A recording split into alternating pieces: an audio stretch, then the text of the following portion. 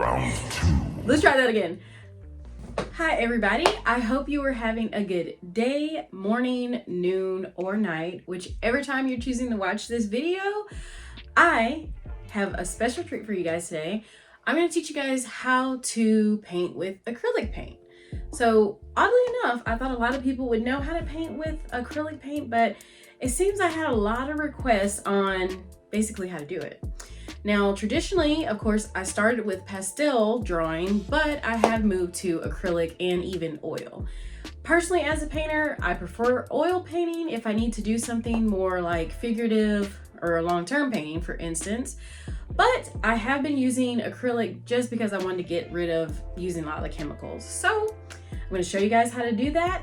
Grab whatever you decide to drink, tea, coffee, soda, whatever. Mine's coffee today. And let's get started with the video. See you there. Let's start with the tools that you will need. These are subjective to change, but these are going to be the tools that I'm going to be using if you want to use the same ones. So I will be using a flat brush today and round brushes of different sizes.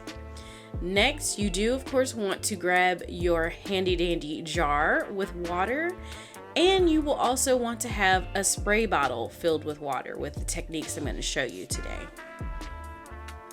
Don't forget to grab 2 paper towels. You will need them.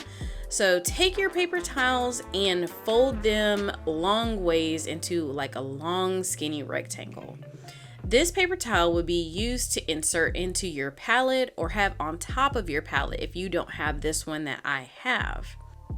Acrylic paint tends to dry relatively fast when the water molecules within the paint begin to evaporate. So by using our spray bottle and spraying the water on top of the paper towel, we're going to prevent the paint from drying too quickly when we're still, of course, mixing our colors and using it. Continue to add the colors of your choosing on top of the wet paper towel. The colors I'm using today will be the colors that I would need to paint a red apple. When I was in college, painting apples was a key item that we would use to practice. I love how geometric they can also look, so I thought it would be appropriate for the demonstration for today. Palette wetting spray is another alternative you can use if you don't want to use water within a spray bottle. Even though we have our wet paper towel with our paint, we also will want to use a slow drying medium when we are mixing our colors. So the slow drying medium will, of course, prevent the paint from drying when we have it off of the paper towel surface. Using slow drying medium isn't mandatory when it comes to acrylic painting, but it does help give more time when you would like to have more blended colors as opposed to just using the paint directly from the tube. If you are using the paint directly from the tube, sometimes you do want what you're doing to take longer to dry, or you might want to have a different effect of like maybe broken color or just have more texture when it comes to your painting. It's really your preference of how you would like to continue with your artwork, but I'm going to be showing you both ways, just using paint directly from the tube like it is on the right side. I just added a swipe for you to see how it is directly from the tube, not using the slow drying medium. And then on the left, you will see how it will look using the slow drying medium. As you can see with both swatches, each one to me essentially looks the same. Maybe on the left it looks a little bit more cohesive with how the application is versus on the right side, but how the first application looks really won't matter when you're going to be building up layers either way. When it comes to blending, there are 2 methods you can use to blend your colors. You can use either a dry brush to blend 2 colors together, or you could use one of the lighter hue brushes to actually blend the colors to make the mid color. So as you can see, I have red and I have yellow. So of course, when you mix the red and the yellow, you have more of an orange. So I'm using, of course, the dry brush method on both. And I also showed you how to use it when you're using the same pigment from the lighter color, which is the yellow. Typically when I paint, I don't use slow drying medium just because I find it sometimes it can get kind of streaky, especially if you don't allow the paint to dry fully before you continue adding on your next layers.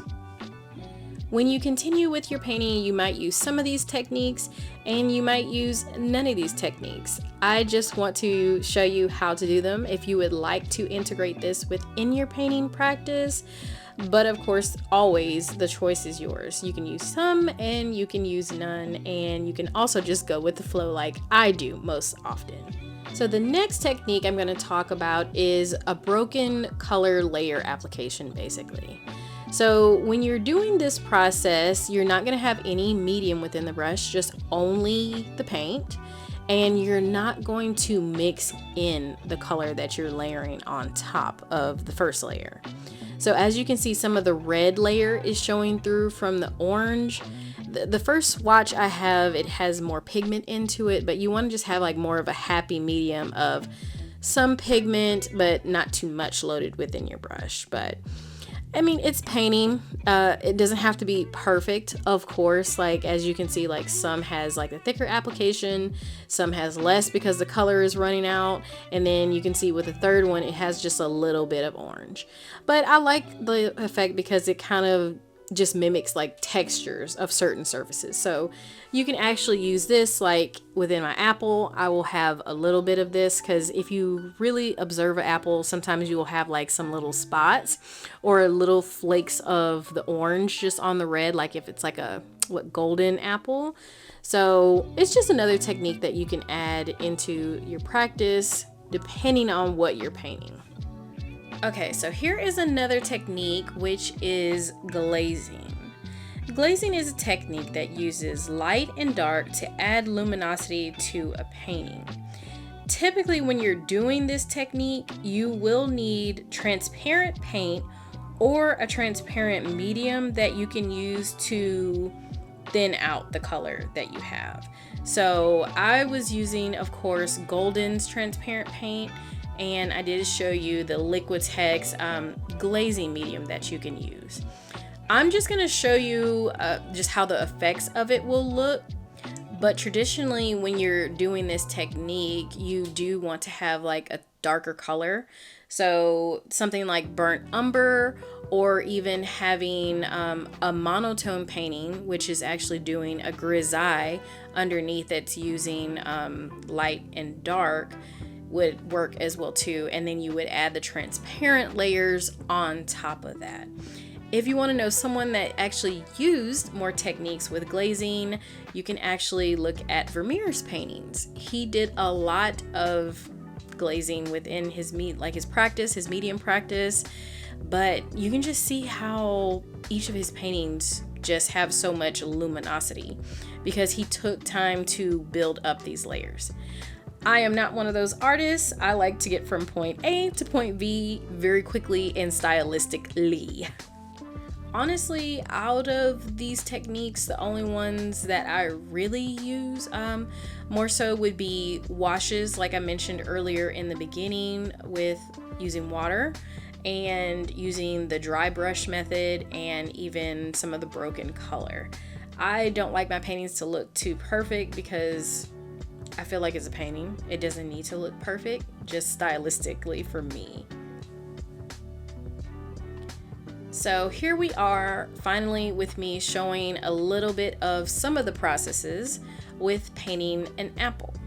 So of course, like with anything, when you paint, you're just going to get the general shape of the form of whatever you're painting. I personally like mine to be a little bit more geometric when I paint, so I'm just doing a quick outline of the apple. I'm going to spray a paper towel with some water, and I'm just going to refine the shape of the apple. So if you're using oil paint, of course you don't need to do this because you can blend it in and paint over. But with some of the effects, as you can see that I have already on the canvas, there's not really much painting over and replicating the effect I had underneath. So I was just going to erase some of it. So there's another tip for you. Using a paper towel and water to refine your shape, and it removed some of that color because I used the slow drying medium to do it, so the paint was still wet. Okay, we're at the end. So my last and final tip I have for you is to always have the complementary color of the main color that's on your color palette. For me, that would be green because my main color is red. So having those two complementaries, I can mix those colors together and make a muted tone instead of using black or even blue. As always, thank you guys for watching, and don't forget to subscribe to my channel and tell me what you want to see next. Bye!